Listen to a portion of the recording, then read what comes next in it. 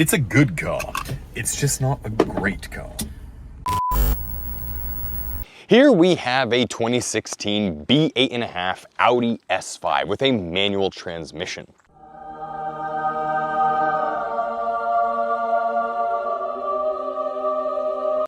Now, manual transmission sports cars are becoming a thing of the past. They're becoming harder to find each day, and most manufacturers aren't producing them anymore. And this one is mine. Now, the thing is because they are so hard to find, generally when you get a manual transmission sports car, it's something that you want to hold on to for a while and covet and just sort of keep under your belt. But alas, I'm getting rid of this one. See, Audi's whole design spiel back in the B8 series days was about timelessness. They wanted to create a car that looked and functioned forever. And in a lot of ways, they made well on that goal. Just look at it. I mean, this thing is stunning. It will never not look good. It looks better than most modern cars on the road today. So in that sense, Audi succeeded. It is just a great looking car that will always look great. And then when you talk about the performance, it's an absolute cannonball. This thing is so punchy with its supercharged engine. It has a quattro system which tears around exit ramps like a Formula One car. And then the inside is beautiful Italian leather with carbon fiber trim and Alcantara. So on paper, this thing is absolutely fantastic. But alas, when I drove this thing for the last year of ownership, I just eventually got bored with it. And the thing is there's a lot of these B8.5 cars being sold on the market, and I can't help but wonder if a lot of these cars are being sold because I'm not the only one. Basically, you get this thing thinking that it's going to be the ultimate driving machine, BMW withstanding, and then you drive it for a while and realize it's just not what you thought it was. So in today's video, I'm going to go over reasons why you may want to buy this car, reasons why you may not want to buy this car, things I love about the car, things I don't love about the car, and then you can decide if you should buy one yourself.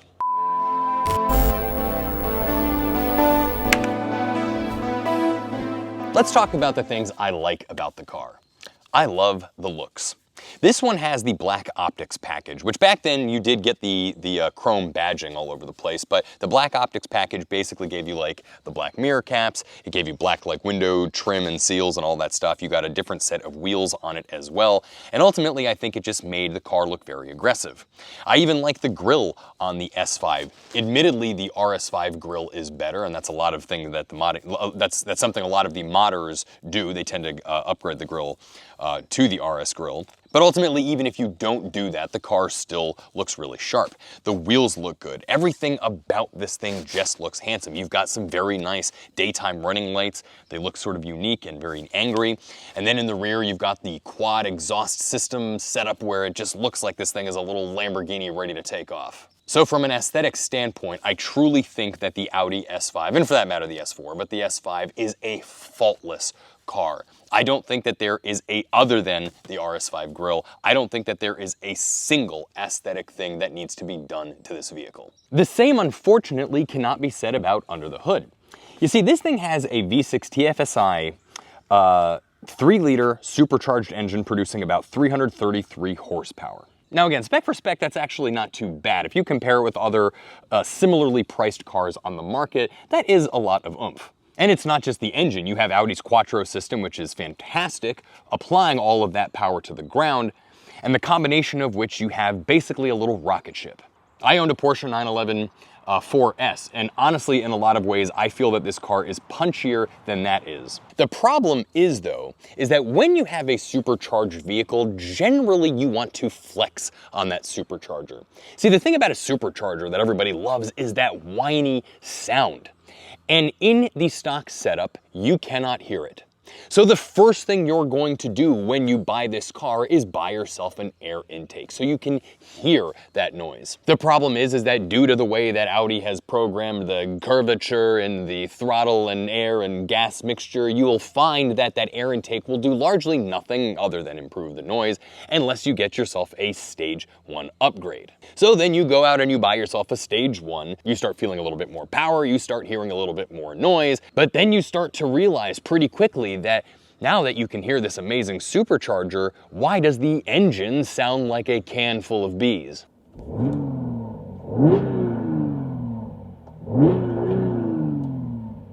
So you're gonna hit the internet trying to find that ultimate exhaust setup, whether it's a downpipe, mid-pipe, no pipe, full exhaust system, but then you're going to very quickly realize that none of them sound that great.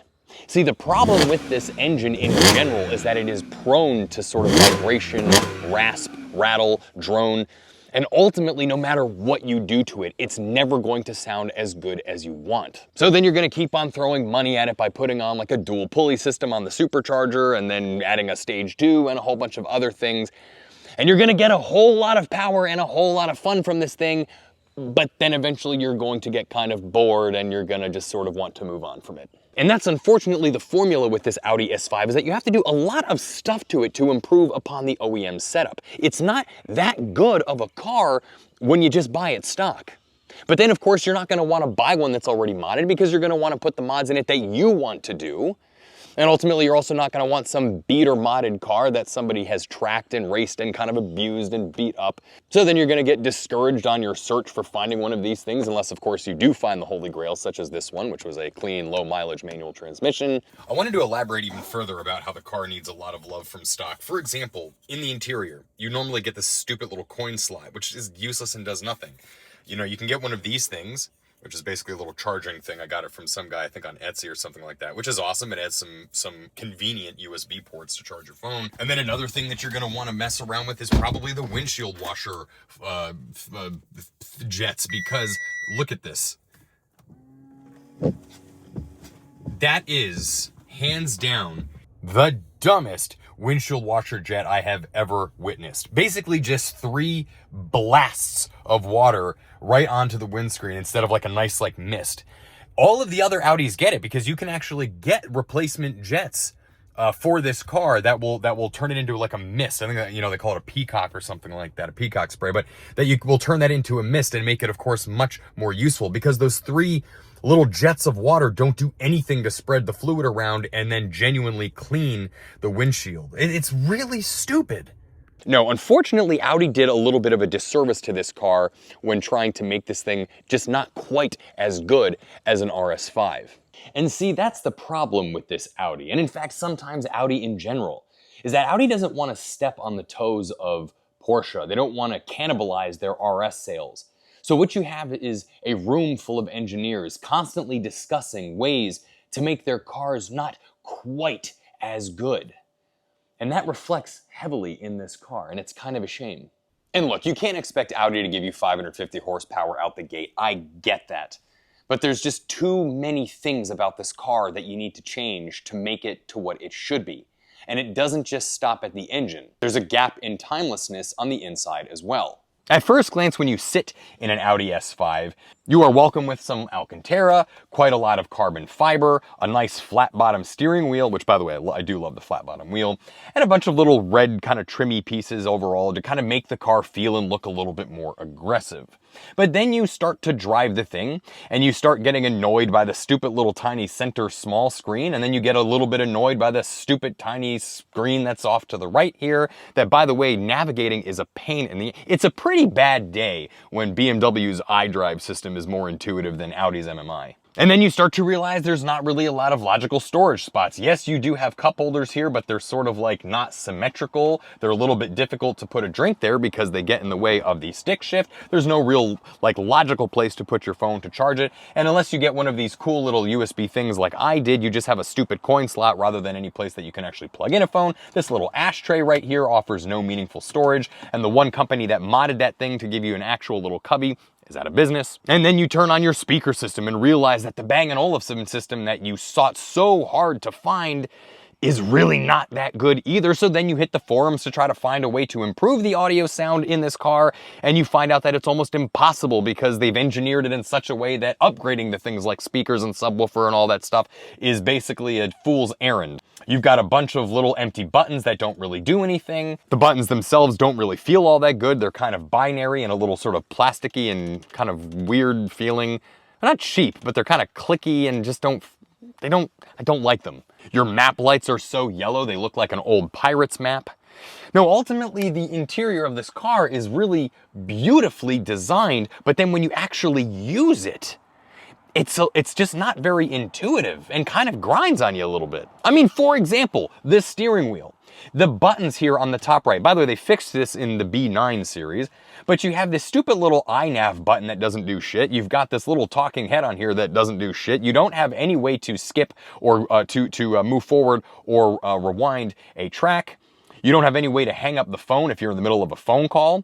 There's like a lot of controls here and they kind of all don't do that much. You've got this drive select button, which is sort of in no man's land, and it's a little bit useless because, well, ultimately you're gonna need to hit the car button on the MMI thing anyway, because that's how you're sort of going to set and cycle between your different drive modes. No, there's just like a lot of stuff in here that, like, I don't know, like, and right here, you have a little wheel right here where you can increase the volume or skip and rewind a track. But the problem is that it's so sensitive that as you are driving, inevitably as you're navigating down the road, you're gonna accidentally like hit it, and you're gonna either like, when you wanted to like increase the volume, you're gonna skip the track or vice versa, stuff like that. And by the way, I'm nitpicking here. These are all like tiny little things about this car that they're not deal breakers. But they are something that when you live with the car, you realize that Audi could have done a much better job. This car is a 2016. This was designed at a time when Tesla was putting massive iPads in the middle of their dashboards. And let's call it for what it is. Those iPads were quite intuitive. They were pretty quick. They had a nice clean interface. You could control everything in the car. You could even like pull up like YouTube or something like that on it. And I admit that Tesla is probably not going to age nearly as well. And it's also not nearly as fun to drive. But ultimately, if you go with like, let's say a 2011 BMW 335i, you can either get the newer iDrive system or the no hump BMWs. And then you just have a car that is truly timeless. Something that doesn't have any electronics to ever hold this thing back. But unfortunately, the B8.5 series cars do have a lot of electronics to hold them back. This car is not going to age as gracefully as one would hope. Little known fact, Bugatti in the Veyron and the Chiron series have no screens because they never wanted the car to be outdated. Well, Audi should have taken a page out of their book, because ultimately, if you just got rid of this stupid little screen, or you just kind of found a way to implement it a little bit better, you could have had something that really just lasted forever. So that's where we're at. You've got a car that has a timeless exterior design, but is ultimately held back by both its performance as well as its interior electronics. Does that make this not a good car? Absolutely not. I would never dissuade somebody from buying one of these things. In fact, I think that somebody probably, if you were looking for a manual transmission car, should absolutely consider this as one of their first options. If you can find this thing for like the low 20s, you're getting an absolute bargain, especially if it hasn't been beaten to shit. But the truth of the matter is I just got bored of it really fast. I never really connected with the car. See, my problem was that I bought a BMW 335 around the same time, and just every little thing about that car was just a little bit better. It drove better, it sounded better, it had better intuitive controls, and yet the car was 5 years older. And also had like more mileage and stuff on it. Like, and admittedly it had the reliability of a Yugo, but that's not the point. Just you bonded with that machine. And I never really bonded with this Audi. Maybe somebody else will. I just didn't. But enough chit chat about what it's like to live with the thing. Let's take it for a drive. Right, so the first thing we're going to talk about is how the Audi drives. First, you're greeted with a rear view backup camera that has the fidelity of a Nokia phone from 1989. The next thing you will be greeted with is a very, very finicky first gear and then clutch experience. This car, first and second gear shift a little bit weird. And because of the clutch control valve, the clutch just feels sort of like, it doesn't feel very accurate of where you are. The valve is also quite slow, so as you're basically like letting your foot off the clutch, if you're really trying to gun it off the line, you're gonna have a little bit of, it's really gonna kick into place when you try to like floor it in first gear and then let go of the clutch pedal to try to get a very aggressive launch. It just does not feel very good at all. Once you are sort of past second gear though, obviously the car is enormously fun and fast and very planted. The suspension is stiff to be sporty, but it's smooth enough for a daily driver. It really is 10 out of 10 suspension. The car is more than drivable for long road trips. But if you want to put this thing through the paces, it's going to grip on the road like a bat out of hell. And that's also thanks to the Quattro system that I talked about earlier. Audi's Quattro system is absolutely fantastic. And of course, you also have 4 very fat tires. With those fat tires, of course, is going to come a very a lot of grip, and this thing really does have it.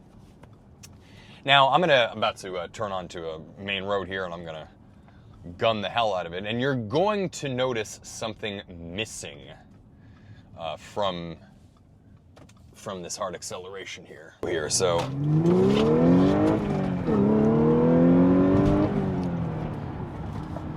very fast. Actually, I think it even knocked the camera out of place. Let me readjust this. You'll notice the supercharged whine was gone. That's because this S5 doesn't have an intake on it. And without that intake, you will get nothing. And that's, again, the reason why you want one of these cars in the first place is because it has a supercharger, which of course allows you to have some like endless modding possibilities, but you want to hear it. You want to hear that whine. You want to be engaged with it and have fun with it. And like they put too many resonators on this freaking thing. I mean, like the car is nothing but resonators. They resonate the supercharger. They resonate the downpipes. They resonate the midpipes. They resonate like everything is resonated. And like at the end, like you just want something kind of fun and aggressive. And maybe the S5 was never meant to be like a super aggressive track car or anything like that. But you know, sorry, people buying the S5 probably did intend for it to be a little bit sporty. And Audi all but took away all of the sportiness, other than the way it drives. Exhaust on this car, stock, sounds terrible. Sounds like a little Honda Civic. But once you get past all of that, and especially if you have the manual transmission, you have a car and a driving position that feels unbelievable. Really? Is this guy really gonna do this? He's just gonna cut right in front of me. I like a freaking big Mack truck just pulled out and is now going, of course, 3 miles an hour. Anyway, what you are left with is a car that is incredibly engaging to drive, very planted, just all around feels like a very nice place to be. And at nighttime, it's really nice too. You don't have ambient lighting like you do in BMWs, but you do have like a nice little red light that's kind of tucked up here, and it's kind of shining down on everything down here.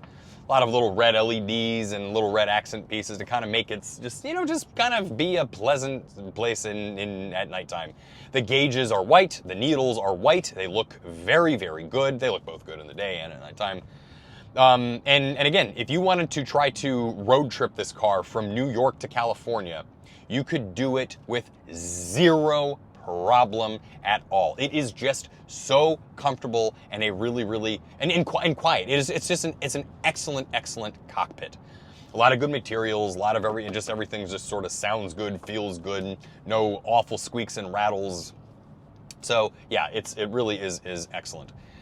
The quality of the interior is not indicative of the intuitive controls or nature of things. Again, you know, buttons that don't do anything, a computer that's kind of old and outdated and stupid and pointless and hard to work with. None of that is indicative of course, the quality and the environment. You do have a sunshade up here. It is manual. I believe in the premium lineup, you had the option for a motored sunshade, but of course, that's something that can break, and apparently it does. It's apparently a fairly common maintenance problem. But then you've got the sunshade. You can move back and forth, and that's a pretty nice touch too. Next thing we want to talk about is the sports differential. This one doesn't have it. Now, a lot of people want the Holy Trinity. They want the Bang & Olufsen stereo system, they want the manual transmission, and they want the sports differential. Now, I am going to tell you firsthand that the sports differential doesn't do anything at all, okay? And I'm gonna get a lot of people crapping on me for that one, but that's the bottom. At the end of the day, I'm telling you, the sports differential is meaningless in these cars. Where people, somehow or another, one person on the internet said that it helped the car perform better in the rain and the snow. And now all of a sudden everybody who has a S4, S5 thinks that the sports differential just makes it driving in wet and icy conditions just a little bit better. I actually don't think that that's necessarily true. The sports differential will help you in handling performance, assuming you don't have the skill level to make up for the difference. If you are a even somewhat talented driver, the sports differential is going to add very little to your driving experience. And for that matter, is another big maintenance item that can break and requires interval maintenance, money, etc. So I really, really love a B8.5 that does not have a sports differential. I'm going to repeat it one more time. It is absolutely a non-necessity item on these cars, and anybody that tells you otherwise doesn't know what they're talking about. Now we've got a nice little twisty, winding road here. I probably should have brought a tripod to get some exterior shots. I'll get some exterior B-roll of this thing moving.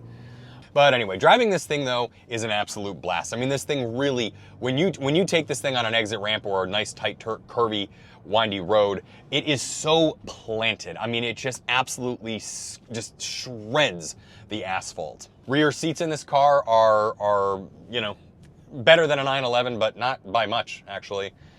You know, you're not buying a coupe for family use. You know, I have been able to fit 2 car seats in the back. It works. It's not ideal. But ultimately, if you're really needing a family version of this, I would go with the S4.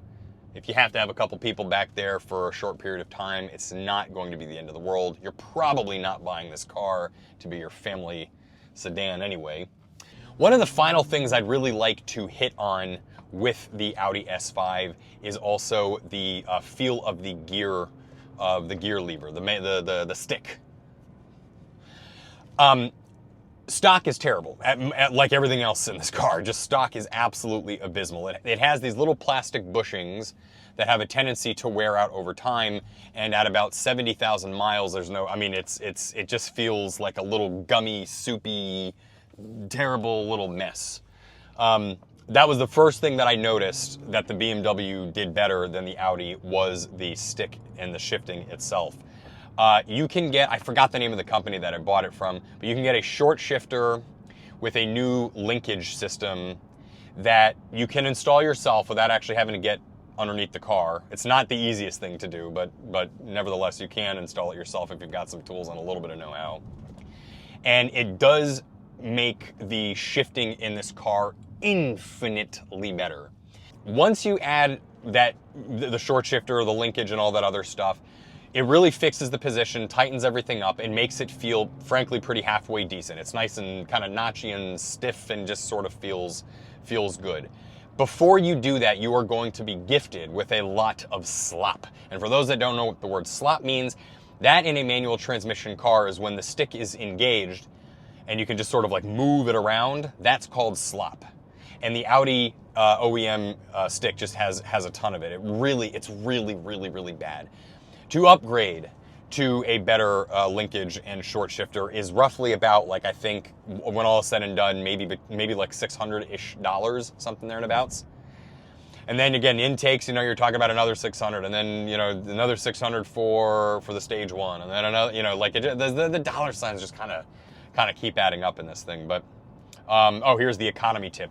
Note shift indicator, something you can't turn off. Can't stand that barking at me every 3.5 minutes. I do want to address just I guess my overall opinion of this car, and kind of like, as you know, if somebody should buy this thing or not. And that is to say, if you're young and you don't have like a huge budget, but you're starting to kind of get into cars and you like you want a manual transmission, I think that this may be an absolutely perfect car, a perfect starter sports manual car. Now again, not everybody is going to be able to afford $20-something thousand for one of these things, but if you can, it's probably a perfect starter car in that regard. If you are somebody with some spending money, or you want something that has like a lot of longevity, or that you don't think you're going to get bored with, this is not it. There's just too much about it for even a car enthusiast such as myself. I've owned a lot of cars. For even a car enthusiast as myself, there's too much about it that's going to eventually kind of wear on you, and you're going to think to yourself, this just isn't for me. And that's the thing about this Audi, is I really, really like it. I just don't love it. And I think that you're going to find a lot of people in in a similar boat. This thing is fast, it's punchy, it's fun, it's well built, it's reliable, but there's just something about it that feels disconnected. It's that Audi just didn't try hard enough to make the best car that they could, and that translates into the user experience. So yes, if you are on the fence about buying one of these things, or you're thinking about buying one of these things, do so with confidence. It's going to be a great experience, and you're going to have a good time. Just know that if you're somebody that burns through cars often, you're going to burn through this one too. Another thing, this car has got the little drive modes. You've got comfort, auto, dynamic, and individual. In a manual transmission car, those things do like a lot less than you think that they would do, but you can adjust things like for example, if you hit set individual, you can adjust things like the engine dynamics that basically allow, changes, I think, some of the clutch engagement, as well as, of course, the the gas pedals, algorithm in terms of how much pressure, it needs to do stuff. You can tighten the steering up a little bit. And then, of course, you have engine sound, which is basically is how loud you want sound actor to be. That's the thing with these cars that I really frickin' can't stand, is all of that noise is just artificial. And, there's that, but even a modern BMW M3, for example, is just basically the engine is a speaker. It does have creature comforts like heated seats, auto rain sensing wipers, automatic, daytime running lights to low beam lights. It does not have auto high beams. What does the premium get you over a, what is this one? This one's called the something plus, the Prestige Plus or whatever. The premium one gets you the option for an automatic sunshade, and then I think also came standard with the lane keeping assistant thing, the object warning thing. There was like one other thing that the premiums got. I can't remember, but or the Prestige Plus. I don't remember which one was which. I'm going to try to gun it here in a moment. But anyway, all is to say that if you get the car, I think that you would like it. But there are better options out there for me, at least. I mean, it is fun. I mean, it's hard to get bored of that. It is really hard to get bored of that. So anyway, we hope this video was helpful. Thank you so much for watching, and we'll be back with another video really soon.